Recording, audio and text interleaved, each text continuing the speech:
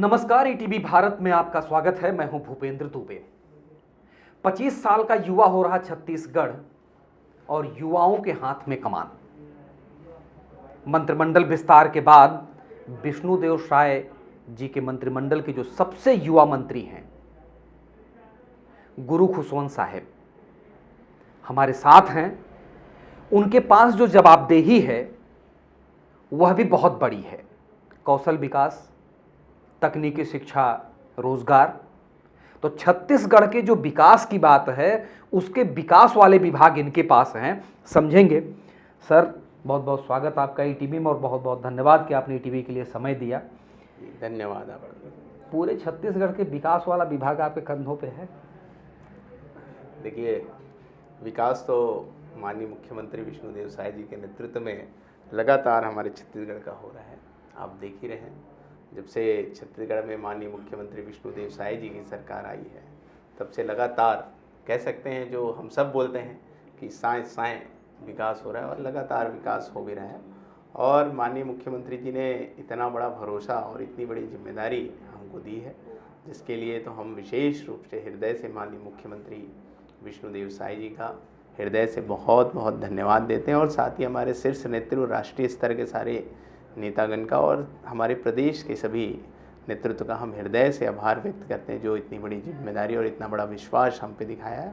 और हमारा प्रयास यही रहेगा कि हम उनके विश्वास में खरे उतरने का 100% प्रयास करेंगे। सर, ताज तो है लेकिन बड़ा कांटों भरा है। नौकरी देना है, युवाओं का उम्मीद और युवाओं की जो सोच है वो बहुत ज़्यादा है और ये बढ़ इसलिए गया है कि उनको एक युवा मंत्री भी मिल गया है।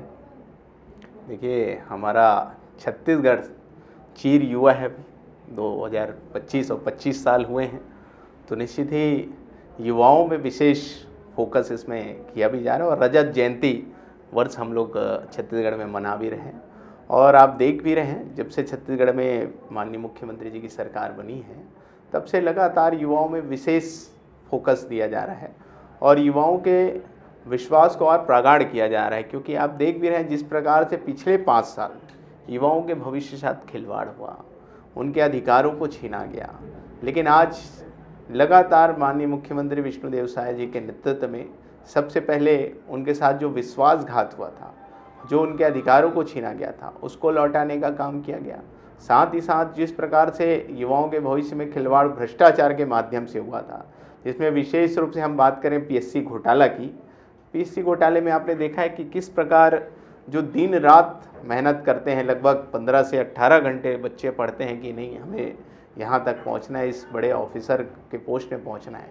ऐसे चीज़ों में भी उन लोगों ने भ्रष्टाचार करने का काम किया। ऐसे विश्वसनीय परीक्षा में भ्रष्टाचार करने का काम किया, जिसमें माननीय मुख्यमंत्री विष्णुदेव साय जी के नेतृत्व में ऐसे भ्रष्टाचारियों को जेल में डालने का काम किया, कार्रवाई करने का काम किया। और आज उन बच्चों को, उन युवाओं को आज कहीं ना कहीं भरोसा हुआ कि अब जो मेहनत करेगा उसी का उसमें सिलेक्शन होगा, उसी की उसमें नौकरी लगेगी। और ये उदाहरण जब लास्ट टाइम पीएससी का रिजल्ट आया था तो उसमें देखने को मिला, जब उनके परिवार वाले पूरे जब माननीय मुख्यमंत्री विष्णुदेव साय जी से उनके निवास में मिलने गए और जिस प्रकार से उनके चेहरे में जो खुशी थी, वो चेहरे में जो रौनक थी, उससे ही वो प्रतीत हो रहा था कि कितना उन लोग को अब माननीय मुख्यमंत्री जी के ऊपर और हमारे छत्तीसगढ़ सरकार के ऊपर विश्वास है, ये प्रतीत हो रहा था। ऐसे ही अनेक, आपको मालूम है, एक और बड़ा उदाहरण अपन दें तो एसआई का एग्ज़ाम है जिसका रिज़ल्ट ही नहीं आ रहा था।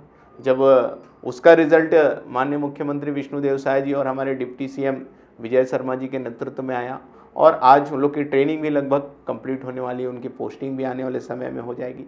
तो ऐसा लगातार युवाओं के भविष्य को सुरक्षित करने का काम माननीय मुख्यमंत्री विष्णुदेव साय जी के नेतृत्व में हो रहा है। एक बहुत अहम जिम्मेदारी प्रधानमंत्री जी के सोच की, एक बहुत बड़ी जवाबदेही युवाओं के रोजगार की, कौशल विकास। छत्तीसगढ़ में अभी जो विधानसभा सत्र खत्म हुआ है उसमें सीएजी की रिपोर्ट में है कि जितना आकलन करके आप लोग चले थे उसके 30% को भी आप पूरा नहीं कर पाए हैं।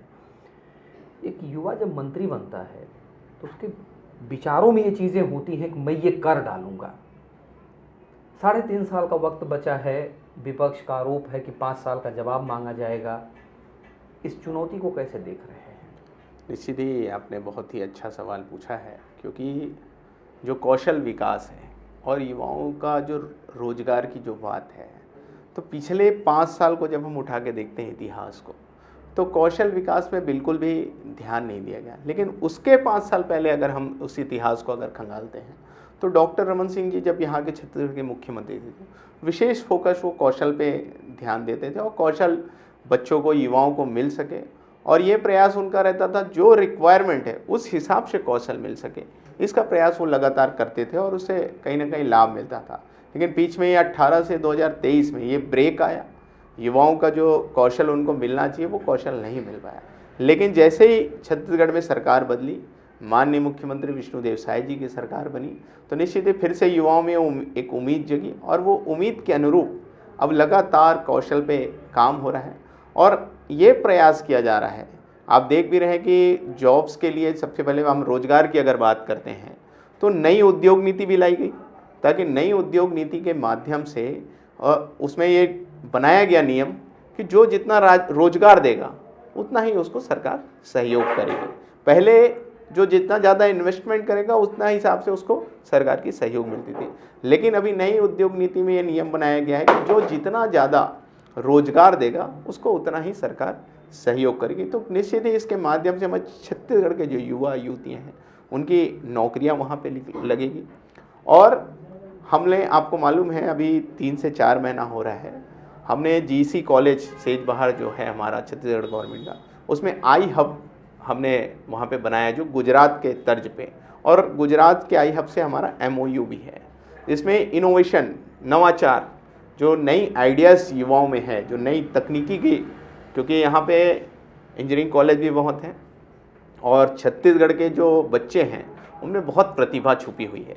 बस उनको एक प्लेटफॉर्म चाहिए जिसमें वो अपनी प्रतिभा को निखार सकें और उस प्रतिभा के माध्यम से खुद की भी अर्निंग कर सके, छत्तीसगढ़ प्रदेश को भी रिवेन्यू दे सकें और छत्तीसगढ़ का भी नाम पूरे देश और विदेश में कर सकें।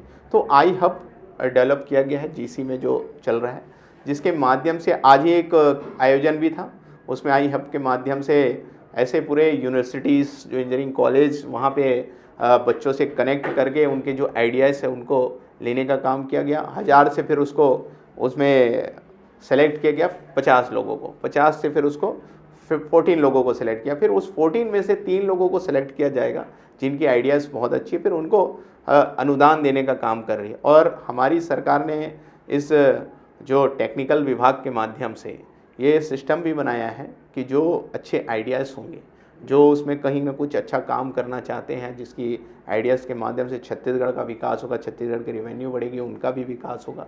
तो इनको देखते हुए 2.5 लाख से 10 लाख रुपए तक का हम लोग उनको अनुदान राशि भी देंगे गवर्नमेंट की तरफ से, ताकि वो युवा आगे बढ़ सकें। और हमारे देश के यशस्वी प्रधानमंत्री नरेंद्र मोदी जी कहते ही हैं, हमारे देश को आत्मनिर्भर बनाना है, हमारे प्रदेश को आत्मनिर्भर बनाना है। तो जब ये देश और प्रदेश को अगर आत्मनिर्भर बनाना है, तो जब युवा आत्मनिर्भर बनेगा तब कहीं जाके हमारा प्रदेश और देश आत्मनिर्भर बनेगा। तो ये आई हब के माध्यम से हम युवा नवाचार को लेकर आ रहे हैं, युवाओं के आइडियाज़ को लेकर आ रहे हैं और उनको आत्मनिर्भर बनाने के लिए उनको छत्तीसगढ़ सरकार पूर्ण रूप से मदद करी। मेंटर भी हम उनको देने का प्रयास कर रहे हैं, ताकि अगर उनकी जो आइडियाज़ हैं उसमें कोई समस्या है, उसमें कोई दिक्कत आ रही, तो हमारे मेंटर्स उनको मदद करेंगे कि किस प्रकार वो अपने काम को आगे बढ़ा सकते हैं। तो निश्चित ही आने वाला जो समय है, दोनों है, रोजगार भी उनको मिलेगी, नौकरी भी वो कर सकते हैं, साथ ही साथ खुद के दम पे वो अपनी फैक्ट्री भी डाल सकते हैं, खुद के दम पे अपनी कंपनी भी डाल सकते हैं और खुद का जो आइडिया है उसको डेवलप करके वो आगे बढ़ सकते हैं। ऐसे बहुत सारी संभावनाएं माननीय मुख्यमंत्री विष्णुदेव साय जी के नेतृत्व में। चलिए, बातों में ये चीज़ें अच्छी हैं, दावे भी अच्छे हैं। मैं एक बड़ा सीधा सवाल आपसे कर रहा हूँ, आप गुरु हैं, कम से कम गुरु अपनी जनता से झूठे वादे तो नहीं करेंगे। आपको लगता है कि जितनी बातें आप कह रहे हैं ये 3.5 सालों में पूरा हो जाएगा? मैं उस गुरु से पूछ रहा हूं जिसकी एक जुबान पर छत्तीसगढ़ खड़ा हो जाता है। वो वचन आपको कैसे मानेगा युवा और कैसे देंगे आप? देखिए, युवाओं के लिए शुरुआत हो चुकी है। मैंने शुरू में ही कहा, जिस प्रकार उनके भविष्य के साथ खिलवाड़ हुआ, तो पहले उसको सुरक्षित करने का काम किया। उसके बाद अब नई उद्योग नीति लाकर आप देख भी रहे हैं, माननीय मुख्यमंत्री विष्णुदेव साय जी के नेतृत्व में, हमारे उद्योग मंत्री जी के नेतृत्व में लगभग 6.5 लाख करोड़ रुपए से भी ज़्यादा इन्वेस्टमेंट लगभग बात हो चुकी है, एमओयूज हो चुकी हैं। और सिर्फ एमओयूज नहीं, कुछ तो भूमि पूजन भी हो गया। जैसे सेमीकंडक्टर चिप्स है हमारे नया रायपुर में, उसका भूमि पूजन चालू हो गया, उसका निर्माण भी कार्य चालू हो गया। तो ऐसे लगातार उद्योग नीति के माध्यम से उद्योग डेवलप होंगे और उसमें छत्तीसगढ़ के युवाओं को ही नौकरी मिलेगा। गुरुजी, आपके जो कौशल विकास के केंद्र थे वो बंद हो गए हैं। मैंने कहा कि निश्चित ही पिछले 5 साल में ये किसी प्रकार का कोई काम नहीं हुआ, इस 2 साल जिसके में कारण हुआ। लेकिन जब से विष्णुदेव साय जी की सरकार आई है, पूरे गर्त पे उन्होंने छत्तीसगढ़ को डाल दिया इस था। 2 साल में भी वो वही मैं बता रहा हूँ, उसके बारे में आ रहा हूँ, आप वेट करिए। 5 साल उन्होंने पूरे गर्त में डाल दिया था, उसको सारी चीज़ों को बंद कर दिया था। लेकिन इस 2 सालों में लगभग 18 महीनों में माननीय मुख्यमंत्री विष्णुदेव साय जी के नेतृत्व में कौशल विकास का ध्यान दिया जा रहा है। बहुत सारे जगह हम लोगों ने काम किया भी है और आने वाले समय में अभी निश्चित आप विश्वास रखिए सारे जगह के काम चालू हो जाएंगे। हमारे ITI में भी अच्छे से काम होंगे, हमारे पॉलिटेक्निक्स में भी व्यवस्थाएं अच्छी होगी, हमारे तकनीकी जो शिक्षा केंद्र हैं, जो हमारे विश्वविद्यालय वगैरह हैं, महाविद्यालय वगैरह हैं, उन सब में भी हम बहुत अच्छे से काम करेंगे। और हमारा मोटो सीधा यही है कि हमारे बच्चे जब इंजीनियरिंग कंप्लीट करें तो जो खुद का उद्योग लगाना चाहता है तो गवर्नमेंट उनको खुद का उद्योग लगाने के लिए सहायता राशि भी दे, ज़मीन उपलब्ध कराए, इसका काम हम करेंगे। साथ ही साथ जिनको नौकरियां चाहिए तो निश्चित ही जिस प्रकार से हम लोग इंजीनियरिंग करते करते जो ट्रेनिंग करते हैं, या ITI के हमारे बच्चे ट्रेनिंग करते हैं, पॉलिटेक्निक के बच्चे हमारे ट्रेनिंग करते हैं, तो हम उनको ऐसा ट्रेनिंग दिलाएंगे आने वाले समय में फैक्ट्रीज कंपनीज से बात करके कि जैसा कंपनीज को रिक्वायरमेंट होता है वैसी उनको बच्चों को शिक्षा मिल सके, वैसा उनको ज्ञान मिल सके। इसका प्रयास हम लोग करेंगे और एक ब्रिज सरकार बनेगी कॉलेज और फैक्ट्रीज के बीच में और दोनों को जोड़ेगी और उनको नौकरी हम दिलाएंगे। सर, छत्तीसगढ़ सरकार के लिए, भारत सरकार के लिए 31 मार्च 2026 का टास्क बहुत बड़ा है। कई अर्थशास्त्री, पुलिसकर्मी, सेवानिवृत्त कई डायरेक्टर जनरल, उन लोगों का कहना है कि जो बिल पावर सरकार की होनी चाहिए वो बस्तर में वैसे ईमानदार लोगों के बीच दिख नहीं रही है, क्योंकि कौशल विकास, आदिवासियों की चीज़ें या उसके लिए जो विकास की स्थिति खड़ी करनी है, 6 महीने का वक्त बचा है। चुनौतियां बड़ी हैं। निश्चित तौर पर कुछ पदाधिकारियों ने आपके नाम को रखते हुए कहा कि ऐसे युवा मंत्री अगर आते हैं तो निश्चित तौर पर बदलाव की उम्मीदें दिखती हैं, लेकिन चलता हुआ कुछ नहीं दिख रहा है। हवा में उड़ करके ज़मीन को देखना थोड़ा सा मुश्किल दिखता है। ये देखिए, हमारी जो विभाग है और माननीय मुख्यमंत्री विष्णुदेव साय जी की जो सोच है, बहुत ही अच्छी सोच है और बहुत तीव्र गति से काम हो रहे हैं। और हमारा जो टारगेट है, सबसे पहले तो वहाँ उस क्षेत्र की, जिस संवेदनशील क्षेत्र की आप बात कर रहे हैं, तो सबसे पहले वहाँ तो नक्सली को ख़त्म करने का टारगेट है 2026 तक। और उसके बाद वहाँ पे लगातार आप देख भी रहे हैं कि हर प्रकार पुनर्वास के माध्यम से आवास उन लोग को उपलब्ध कराया जा रहा है। फिर कौशल का ध्यान भी वहाँ पे, लाइवलीहुड जो कॉलेजेस हमारे हैं वहाँ पे बच्चों को रहने की भी सुविधा है और रहने की सुविधा के साथ उनको ट्रेनिंग हम लोग देने का काम करें, उसकी स्किल को मजबूत करने का काम करें। और आने वाले समय आप जो निश्चित ही बातें कर रहे हैं तो उसमें विशेष फोकस करेंगे। अभी कुछ दिनों में हमारा समीक्षा बैठक होना है। समीक्षा बैठक में समीक्षा करने के बाद विशेष फोकस उस साइड करेंगे और उधर के बच्चों को, युवाओं को विशेष कौशल देंगे अपन। सर, एक और सवाल है। आदिवासी विकास की बात है, तकनीकी विकास की बात है। ये दोनों रूप से या दोनों तरीके से दक्ष तब होगा जब यहाँ की सांस्कृतिक और जनजीवन वाली व्यवस्था सामान्य होगी। एक बड़ा दर्द है पलायन का, बस्तर के लोगों का, जो सलवा जुलूम के बाद अपने राज्य से बाहर चले गए हैं। उनकी कोई नीति नहीं दिख रही है। बस्तर अभी भी वैसे ही खड़ा है। जो गांव खाली हैं वो खाली हैं, आज भी नन चिरागी हैं। देखिए, खाली होने के बहुत सारे रीज़न से आपको मालूम ही है कि किस प्रकार उन लोग के ऊपर अत्याचार होते थे। पहले किसी प्रकार को उनको अधिकार नहीं मिलता था, उनके ऊपर दबाव बहुत ज़्यादा रहता था।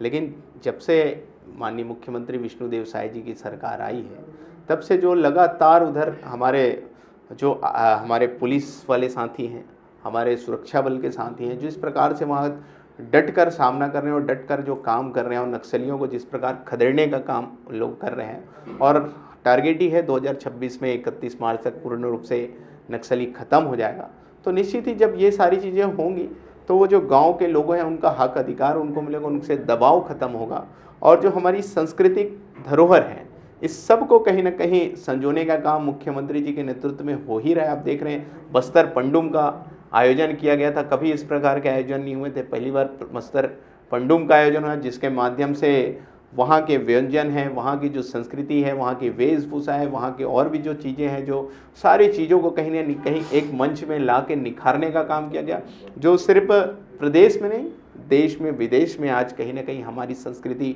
जारी। ऐसा ही हमारा आपने खेल कूद का भी वहाँ कार्यक्रम हुआ था, आपको मालूम है, जिसमें लाखों, आप सोच कर देखिए ऐसे संवेदनशील स्तर जगह में लाखों लोगों ने अगर जब प्रतिभागी बन रहे हैं तो इसी से समझ में आ रहा है कि उनकी उत्साह कितना है, वो खुद कितना सरकार से भी जुड़ना चाहते हैं और खुद का विकास, गांव का, क्षेत्र का विकास कितना वो चाहते हैं, उसी से दिखाई देता है। तो आने वाले समय में हमारी पूरी योजना प्लानिंग पूरी तैयार है, आने वाले समय में बहुत तीव्र गति से बस्तर क्षेत्र का विकास होगा।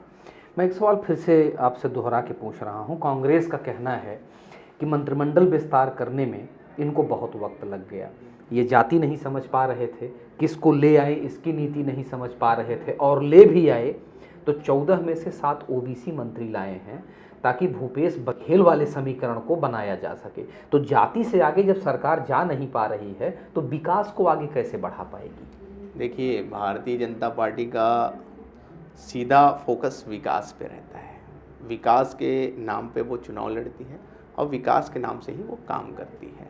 तो विकास पे ही हमारी फोकस रहती है और विकास से ही हम आगे बढ़ रहे हैं, और ऐसी कोई बात नहीं है कि विलम्ब हो गया, ये माननीय मुख्यमंत्री जी का विशेषाधिकार होता है और समय के साथ ये प्रक्रिया कंप्लीट होती है और समय के साथ ये प्रक्रिया हुई है, इसमें कोई किसी प्रकार की कोई बात नहीं है। कांग्रेस के पास किसी प्रकार की कोई मुद्दा बची नहीं है। आज विष्णुदेव साय जी की सरकार आते ही जितने वादे हम लोगों ने किए थे सारे वादे लगातार पूरे हो रहे हैं, इसलिए उनके पास कोई मुद्दा बचा नहीं है। तो इसलिए इस प्रकार की टिप्पणी या इस प्रकार का आरोप लगाने का लोग प्रयास कर रहे हैं। छत्तीसगढ़ को 2025 अब युवा हो गया है, अब जो पालना था, जो उसे तैयार करना था हो गया, अब अपने पैरों पे खड़ा है, उसे दौड़ाना है, और एक बड़ी अहम भूमिका और जिम्मेदारी में आप हैं। क्या कहेंगे युवाओं को? युवाओं को मैं यही कहना चाहूँगा, आपने देखा है जब से छत्तीसगढ़ बनी है और 2003 के बाद भारतीय जनता पार्टी की सरकार बनी है, तब कहीं जाके छत्तीसगढ़ का विकास होना प्रारंभ हुआ। आप देख रहे हैं आज जितने भी हाईवेज आप बने हुए देख रहे हैं, जितने बड़े बड़े बिल्डिंग्स आप बने हुए देख रहे हैं, सब कुछ हमारे भारतीय जनता पार्टी के नेतृत्व में हुआ। और उसके बाद निश्चित ही पिछले 5 साल आपने देखा, आपने पूरी जनता ने देखा कि पिछले 5 साल किस प्रकार विकास रुक सा गया और हर किसी के साथ अन्याय अत्याचार हुए। लेकिन फिर से माननीय मुख्यमंत्री विष्णुदेव साय जी की सरकार आई, सूर्योदय हुआ और फिर से विकास अपनी गति को पकड़ चुका है। तो निश्चित ही जिस प्रकार से हम बोलते हैं हमने बनाया है और हम ही संवारेंगे, तो निश्चित ही इस मूल मंत्र के साथ हम काम कर रहे हैं। और युवा साथियों से कहना चाहूँगा, विशेष फोकस माननीय मुख्यमंत्री जी का आपके साथ है, आपके साथ जुड़ाव है और आपको कंटिन्यू आपके लिए काम किया जा रहा है, जिसमें आप देख भी रहे हैं बड़ी बड़ी फैक्ट्रियां भी अगर आ रही हैं तो इसमें विशेष ध्यान आप युवा साथियों का दिया जा रहा है। शिक्षा के स्तर में आप देख रहे हैं नई शिक्षा नीति स्कूलों में भी लाई गई, उच्च शिक्षा में भी लाई गई और तकनीकी शिक्षा में भी लाई गई, ताकि आप लोग को ये स्कूली शिक्षा या जो हमारा विद्यालयों में महाविद्यालयों में जो ज्ञान आपको मिल रहा है तो सिर्फ एक ज्ञान से ना जुड़ा हो, रोजगारप्रद भी वो हो, रोजगार से भी आपको कहीं ना कहीं हम उसका भी ज्ञान दे सकें, सर्वगुण संपन्न आपको बना सकें। तो इस प्रकार के सारे काम माननीय मुख्यमंत्री विष्णुदेव साय जी के नेतृत्व में हो रहा है। तो आप सब आश्वस्त रहें, विश्वास रखें, आपका भविष्य हमेशा माननीय मुख्यमंत्री विष्णुदेव साय जी के नेतृत्व में सुरक्षित है और आने वाले समय में अनेक संभावनाएं आपको मिलने वाली, जिसके माध्यम से आपका भविष्य सुनहरा होने वाला है। बस्तर बदलेगा? बिल्कुल बस्तर भी बदलेगा, सरगुजा भी बदलेगा, पूरा छत्तीसगढ़ बदलेगी और छत्तीसगढ़ का उन्नति विकास होगा। युवाओं का तो विकास होना तय है, क्योंकि लगातार विशेष फोकस युवाओं पे ही है। युवा बदलेगा? युवा तो हमारे छत्तीसगढ़ के हमेशा प्रतिभावान हैं और प्रतिभावान रहेंगे। उन्हीं युवाओं ने बंदूक भी उठाई थी। आज देखिए उन्हीं युवाएं, अब युवा ही छत्तीसगढ़ का नाम रोशन कर रहे हैं, क्योंकि उनको वो प्लेटफॉर्म माननीय मुख्यमंत्री जी के नेतृत्व में मिल रहा है, तो आज वही युवा इस छत्तीसगढ़ का विकास और छत्तीसगढ़ का नाम पूरा देश और विदेश में कर रहे हैं। दरअसल यही चीज़ 2 बार पूछने के पीछे उद्देश्य था कि ताकि एक युवा मंत्री जो इतने जोश के साथ लोगों के बीच जा रहे हैं और जो वादा कर रहे हैं वो आप तक पहुंचाना ज़रूरी था। बस्तर के लिए खास तौर से समीक्षा आप करेंगे, निश्चित तौर पे बस्तर की समीक्षा के बाद एक बार और आपसे इस बात पे हम चर्चा करेंगे कि बस्तर में बदलाव के लिए खास तौर से कौशल विकास और युवाओं के विकास के लिए क्या किया जा रहा है। एक बार और आपसे हम इस पे समय लेंगे। आज आपने समय दिया, इसके लिए बहुत बहुत धन्यवाद आपका। धन्यवाद। तो ये छत्तीसगढ़ के उस युवा मंत्री का संकल्प और युवाओं के लिए संदेश कि छत्तीसगढ़ बदलेगा। जो लोग बंदूक छोड़ रहे हैं उन्हें मुख्यधारा में आना है और जो मुख्यधारा में हैं उन्हें कुशल होकर के, कौशल होकर के नया छत्तीसगढ़ बनाना है। सरकार आपके साथ है, 33 साल का युवा मंत्री आपके साथ है। तो तैयार होइए छत्तीसगढ़, गढ़िए छत्तीसगढ़, क्योंकि बनाया इन्होंने है तो संवारेंगे। ये दावा भी है और वादा भी गुरु जी का। बहुत बहुत धन्यवाद। नमस्कार।